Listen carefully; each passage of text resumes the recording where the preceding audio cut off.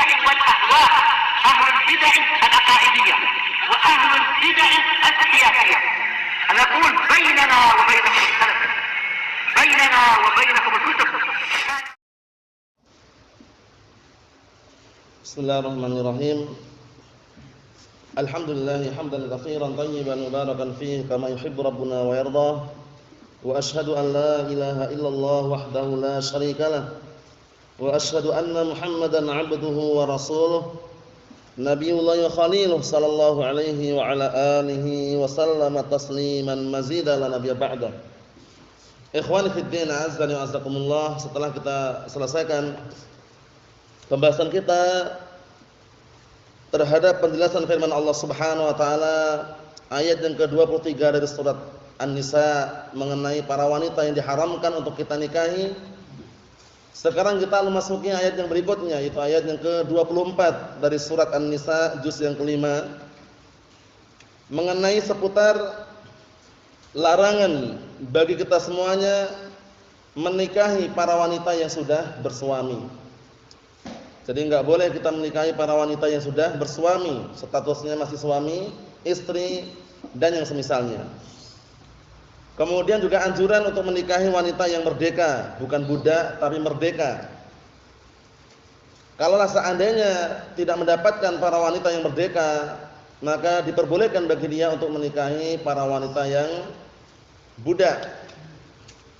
Kemudian pembahasan berikutnya juga mengenai bahwasannya para wanita manakala dia adalah budak kemudian berzina, hukumannya setengah atau separuhnya daripada perempuan yang merdeka. Misalnya cambuk 100 kali, maka dia separuhnya berarti 50 kali.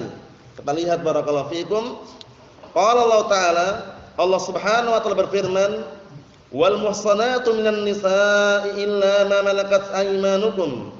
Illa ma malakat aymanukum kitaballahi 'alaikum wa uhilla lakum ma wara'a dzalikum an tabtaghu bi amwalikum muhsinina ghairu musafihin famastamta'tum bihi minhunna fa'atuhunna ujurahunna fariidah wa la junaha 'alaikum fima taradaitum bihi min ba'dil fariidah innallaha kana 'aliman hakima.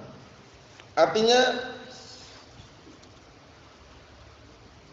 dan para wanita yang sudah menikah maka tidak diperbolehkan untuk kalian menikahinya illa ma malakat aymanukum, kecuali budak-budak wanita yang kalian telah menawannya dalam peperangan jihad fisabilillah. Kitaballahi 'alaikum, itu semuanya sebagai ketetapan yang Allah Taala tetapkan atas kalian. Wa uhilla lakum ma wara'a dzalikum, namun dihalalkan selain itu semuanya. Maksudnya para wanita yang belum bersuami halal bagi kita untuk menikahinya.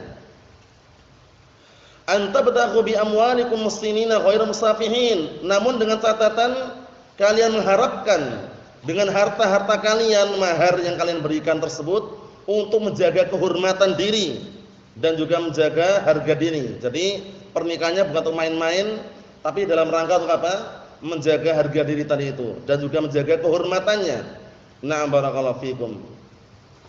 Tapi kapan diperbolehkannya bagi para budak untuk dinikahi oleh na'am barakallahu fikum lelaki yang merdeka setelah istibra'? Istibra' itu mensucikan rahimnya na'am barakallahu fikum dengan 1 kali haid.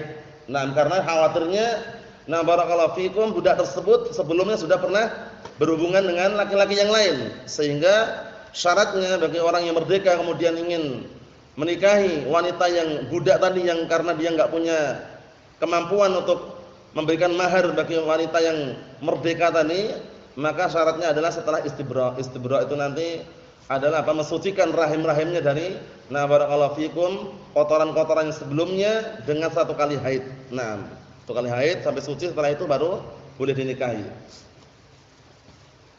Famastamta'tum bihi minhunna fatuhunna ujurahunna fariidah, maka dengan sebab kalian sudah bersenang-senang dengan mereka, perhatikan baik-baik, maka berikanlah untuk mereka, itu para wanita, mahar-mahar mereka sebagai apa? Suatu ketetapan dan kewajiban. Jadi wajib memberikan mahar Nah, barakallahu fikum, dengan ketetapan yang telah ditetapkan. Mahar hukum asalnya tidak harus spontan dikasih semuanya, intinya disepakati di awal. Misalkan dia maharnya sepakatnya 1 kilogram emas murni 24 karat, kok baru dibayar setengahnya enggak masalah. Setengahnya kok dimaafkan enggak masalah. Yang penting udah ada ketetapan sejak awal gitu loh ya. Nah, barakallahu fikum. Misalkan dia maharnya 1 kilogram. Perhatikan baik-baik ya, 1 kilogram misalkan. Kemudian apa, ternyata baru dibayar separuh. Setelah pernikahan berlanjut, akhirnya istrinya mengatakan yang separuh enggak usah ada Mas misalkan. Ya udah, selesai. Intinya kan pertama kali sudah ditetapkan 1 kilogram emas lagi. Paham ya? Nah, barakallahu fikum. Karena intinya sama-sama ridho di situ. Nah, mahar yang ingin diserahkan itu sama-sama ridho. Perkara setelah nikah nanti kok ternyata maharnya enggak diberikan, kemudian istrinya mengatakan enggak masalah. Ya udah, selesai urusan. Tapi kalau nuntut kasih. Karena kewajibannya. Kita lihat di sini. Wa na'am barakallahu fikum wa la junaha 'alaikum fima taradaitum bihi min ba'dil fariidah. Enggak ada dosa bagi kalian setelah kalian meridhoi menetapkan saling meridhoi menetapkan mahar tadi, sudah ditetapkan, itu enggak ada dosa bagi kalian kalau seandainya Kalau seandainya ternyata maharnya dimaafkan atau dikurangi, atau dia menambahkan dari yang sudah ditetapkan tadi. Misalkan dia yang ditetapkan maharnya 1 kilogram emas misalkan, barakallahu fikum, kemudian setelah itu kok bayarnya dia 1,5 kilogram, enggak masalah.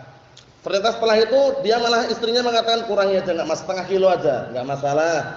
Paham ya? Atau malah dia memaafkan, enggak masalah, enggak usah, kita hidup bareng aja.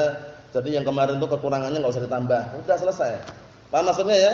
Tapi hukum asalnya kalau seandainya istri tadi menuntut mahar yang telah disepakati, wajib bagi suami untuk menunaikannya.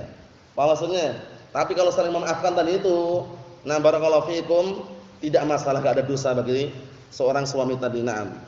Innallaha kana 'aliman hakima. Sesungguhnya Allah Subhanahu wa taala zat yang Maha mengetahui dan zat yang Maha bijaksana. Ikhwani fid din, azza wa jazakumullah, kita lihat tafsirannya. Qala al-mufassirun asabahumullah, perhatikan baik-baik. Wa yuhramu 'alaikum nikahul mutazawwijat minan nisa, dan diharamkan atas kalian menikahi para wanita yang sudah bersuami. Paham ya? Nah, barakallahu fikum. Naam, jadi enggak boleh kita menikahi para wanita yang sudah bersuami. Illa man sabaitum minhunna fil jihad, kecuali wanita-wanita yang kalian tawan ketika jihad. Maksudnya budak. Para budak wanita boleh kalian nikahi. Fa innahu yahillu lakum nikahuhunna, maka sesungguhnya halal bagi kalian untuk menikahi mereka ba'da istibra'i arhamihinna bihaidatin. Penting. Setelah istibra', setelah mereka mensucikan rahim-rahim mereka dengan 1 kali haid. Kenapa kok syaratnya harus mensucikan rahim-rahim mereka dengan 1 kali haid? Khawatir nanti budak tersebut sudah digunakan orang-orang sebelumnya, sehingga tercampurlah antara Nah, barakallahu fikum, nasabnya nanti. Paham belum? Jadi benar-benar 1 kali haid suci, setelah itu baru dinikahi boleh. Paham maksudnya? Nah, seperti itu, barakallahu fikum. Nah, istibra' itu mensucikan tadi ya. Mensucikan, membersihkan rahim-rahimnya tadi itu dengan 1 kali haid. Agar Agar benar-benar dia terbukti belum hamil gitu loh istilahnya ya. Nah, kalaupun hamil tentunya sampai melahirkan. Naam. Kataballahu 'alaikum tahriman nikah haula. Allah Ta'ala telah mewajibkan atau menetapkan untuk kalian haramnya menikahi para wanita tadi itu. Para wanita yang bagaimana tadi? Para wanita yang sudah punya suami. Nah, maksudnya, enggak boleh merebut suami orang, enggak boleh merebut istri orang. Na'am, barakallahu fikum. Kita lihat sini.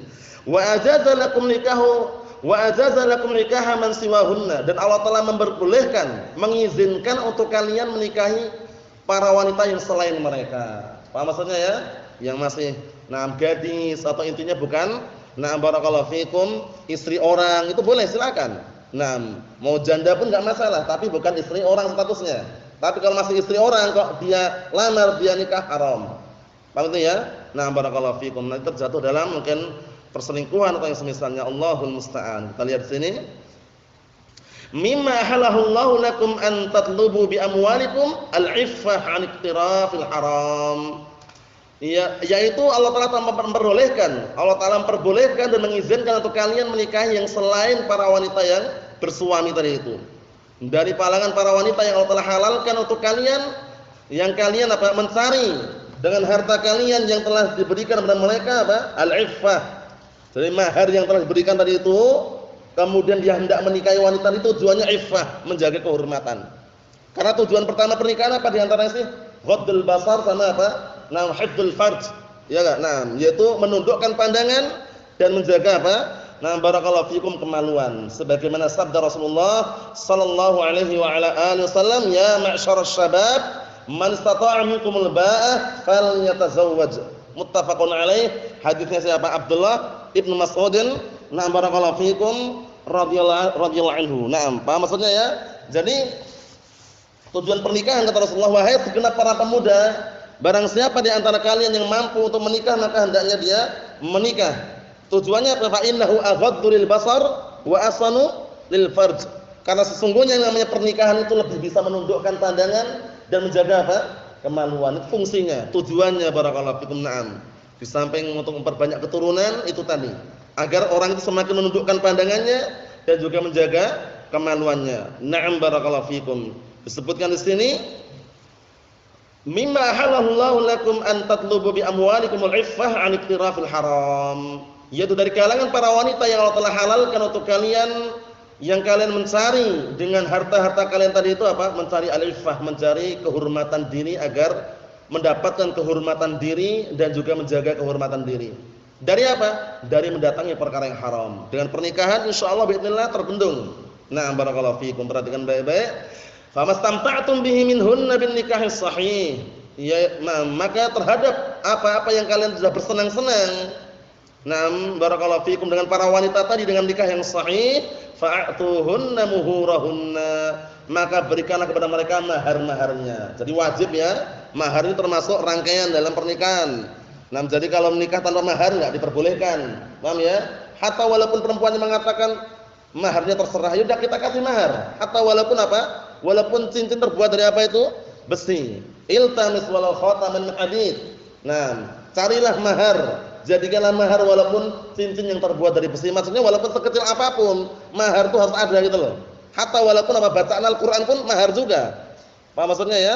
Jadi kalau nikah tanpa mahar sama sekali itu malah justru tidak diperbolehkan. Perkara mahar yang sudah ditetapkan nanti kok dia maafkan, itu lain lagi urusannya. Tapi ketetapan harus ada. Di awal harus ada ketetapan, maharnya berapa?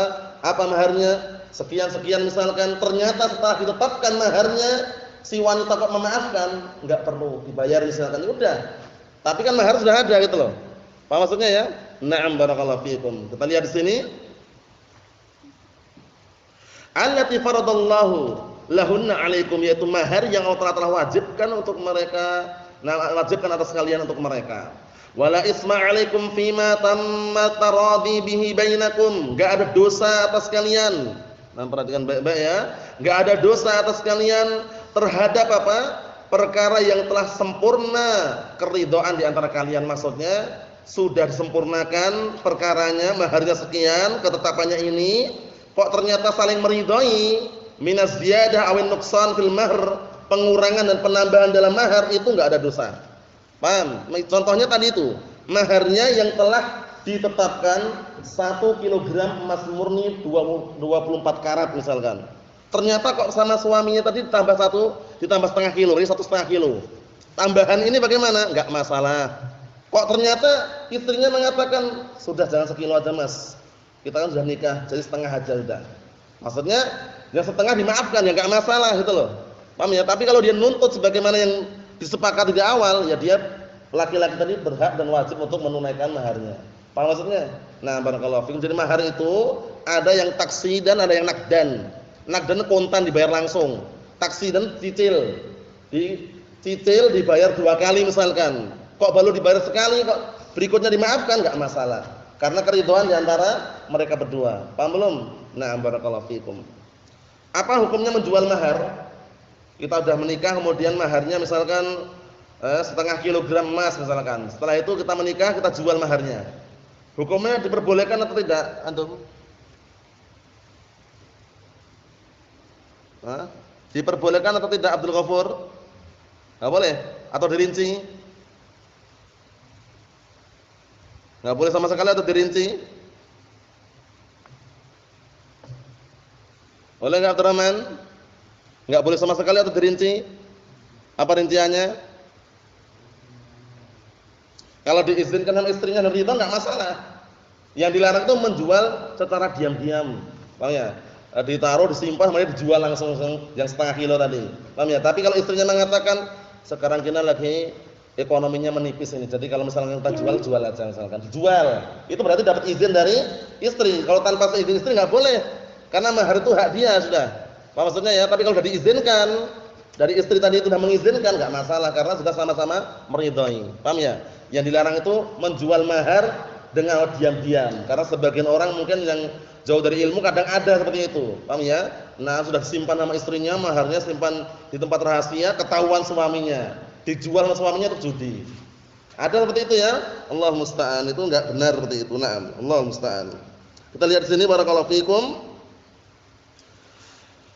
Ba'da thubutil fardhah. Maksudnya pengurangan dan penambahan mahar tadi setelah ditetapkan kewajiban mahar tersebut. Jadi dari ketetapan maharnya sekian, maharnya ini, ternyata kok ada penambahan dan pengurangan berdasarkan keridhaan antara mereka berdua tidak masalah. Innallaha ta'ala kana 'aliman bi umuri ibadihi. Sesungguhnya Allah Ta'ala zat yang mengetahui tentang perkara-perkara hambanya, hakiman fi ahkamihi wa tadbirih, dan zat yang maha bijaksana terhadap hukum-hukumnya dan ketetapan-ketetapannya serta pengaturannya. Ikhwani fid din azza wa jazakumullah. Berarti ayat yang ke-24 ini sudah sangat jelas sekali larangan kita menikah atau menikahi wanita yang sudah bersuami. Kemudian juga sebaliknya, bukan berarti istri atau bukan berarti perempuan boleh merebut apa? Suami orang lain. Paham ya? Jadi ini sifatnya walaupun kita dilarang menikahi para perempuan yang sudah mempunyai suami, sebaliknya juga istri atau perempuan yang barakallahu fikum kemudian perempuan juga dilarang merebut suami orang lain. Paham maksudnya ya? Seperti itu. Haram hukumnya. Kita lihat yang berikutnya, kita ambil satu lagi barakallahu fikum, itu ayat yang ke-25. Mengenai apa? Mengenai orang yang tidak mampu bayar mahar kalau menikah dengan wanita yang merdeka. Paham ya? Bagaimana kalau kita enggak punya mahar, enggak mampu untuk menikahi wanita yang merdeka, tapi adanya perempuan budak misalkan, harta rampasan perang, paham ya? Tawanan perang yang ada cuma itu, bagaimana? Kita lihat. Qala Allah Ta'ala berfirman, "Wa man lam yastati' minkum tawlan an yankihal muhsanatil mu'minati famimma malakat aymanukum min fatayatikum mu'minat wallahu a'lamu biimanikum ba'dukum min ba'd fankihuhunna bi'idni ahlihinna wa atuhunna ujurahunna bil ma'ruf muhsanatin ghairu musafihatin wala muttakhidati akhdan fa idza uhsinna fa in atayna bi fahishatin fa 'alayhinna nisfu ma 'alal muhsanati minal 'adzab dzalika liman khasyal 'anata minkum wa an tasbiru khairun lakum wallahu ghafurur rahim. Kita lihat. Dan barang siapa yang tidak mampu di antara kalian untuk mengeluarkan mahar menikahi para wanita yang merdeka, barakallahu fikum, mukminat, maka diperbolehkan bagi dia untuk menikahi para budak-budak wanita yang mukminat. Barakallahu fikum. Dan Allah Subhanahu wa taala zat yang Maha lebih tahu tentang keimanan kalian, sebagian kalian terhadap sebagian yang lainnya. Fankihuhunna biidni ahlihinna. Maka nikahilah para wanita budak tadi itu dengan seizin keluarga mereka dan beri wa'atuhunna ujurahunna bil ma'ruf. Perhatikan baik-baik ini. Dan berikanlah mahar-mahar mereka dengan cara yang patut dan pantas. Karena mahar itu kan biasanya ngikutin tradisi. Tapi kalau kita mau kembali ke syariat ya tidak terlalu berlebihan. Wa illa pada asalnya masing-masing tempat beda-beda ya. Barakallahu fikum, di Yaman sana kata orang ahlu sunnah pun kadang maharnya itu bisa dikatakan paling murahnya itu 50 juta. Paham ya? Barakallahu fikum, 50 juta paling murah itu ya. Jadi ada yang lebih mahal lagi itu istilahnya, itu juga tradisi mereka, adat mereka istilahnya ya. Tapi kalau ternyata kok ada lebih murah, misalkan ada yang memberikan lebih murah, kesepakatan antara pihak suami dan istri enggak masalah. Cuman ini kembali ke tradisi tadi loh, paham ya? Kadang seperti itu. Yang namanya ma'ruf, sesuai yang layak, yang pantas itu biasanya dikembalikan ke tradisi. Paham ya? Cuman kalau kembali pada syariat itu lebih afdal lagi. Paham maksudnya? Seperti misalnya di Sulawesi, itu paling murah misalkan 10 juta misalkan ya. Ini udah itu tradisi mereka 10 juta. Ikhwah kita ada yang seperti itu ya. Tapi kalau sesama Ahlus Sunnah mungkin keluarganya Ahlus Sunnah, yang pihak laki-laki juga Ahlus Sunnah, biasanya di situ bisa nego. Paham ya? Nah, bisa menawar mahar ya, kata gitu seperti itu. Ada juga yang langsung terserah gitu. Nah, Allahu musta'an. Yang jelas macam-macam. Macam-macam. Nah, barakallahu fikum adatnya atau tradisinya. Naam. Kita lihat di sini barakallahu fikum hafizakumullah. Muhsanatin ghairu musafihatin, dalam keadaan tujuan untuk apa? Menikahi budak-budak wanita tadi yang mukminat tadi adalah dalam rangka untuk menjaga. Nah, dalam rangka untuk menjaga kehormatan dan juga harga dirinya. Nah, barakallahu fikum. Dan juga bukan semata-mata untuk dijadikan teman saja gitu loh. Pertemanan kan kurang tepat kalau perempuan misalkan hanya dijadikan permainan misalkan, paham ya? Tapi benar-benar jadikan istrinya. Hatta walaupun dia budak gitu ya. Nah, walaupun dia dapatnya perempuan yang budak tapi tetap dia statusnya sebagaimana layak istrinya itu karena sudah dinikahi. Nah, kita lihat di sini, fa idza uhsinna fa in atayna bi wahsyatin fa 'alaihinna nisfu ma 'alal muhsanati minal 'adzab. Namun apabila para budak wanita yang sudah dinikahi tadi ternyata apa? Setelah mereka menikah kok malah justru mendatangi perzinaan, maka dia berhak mendapatkan hukuman budak tadi itu. Hukumannya apa? Setengah daripada para wanita yang sudah merdeka. Dicambuk seharusnya 100 kali menjadi berapa? 50 kali. Nah, separuhnya. Kita lihat. Fa 'alaihinna nisfu ma 'alal muhsanati minal 'adzab. Maka para budak wanita tadi itu mendapatkan setengahnya, separuhnya. Nah, barakallahu fikum hukuman bagi para wanita yang merdeka tadi itu. Naam. Dzalika liman khasyal 'anata minkum, yang seperti itu diperbolehkan bagi seorang lelaki menikahi budak tadi itu kalau khawatir terhadap dirinya terjatuh dalam perzinahan. Kalau mampu sabar ya enggak masalah, nunggu sampai punya uang menikahi yang perempuan yang merdeka. Tapi kalau misalkan khawatir terjatuh dalam perzinahan, silahkan. Boleh apa? Menikahi wanita yang budak tadi itu. Apa maksudnya? Jadi dilihat keadaannya, melihat situasi, kondisi dan tempatnya. Kita lihat di sini. Wa antasbiru khairan lakum, tapi kalau mau bersabar, kalian mau bersabar, maksudnya bersabar untuk tidak menikahi wanita yang budak tadi, menunggu sampai ada kemampuan, dan juga bersabar untuk apa? Tidak melakukan hubungan badan misalkan, barakallahu fikum, dan bersabar untuk tidak menikahi budak tadi bersamaan menjaga kehormatan diri dan juga harga dirinya, maka itu lebih baik untuk kalian.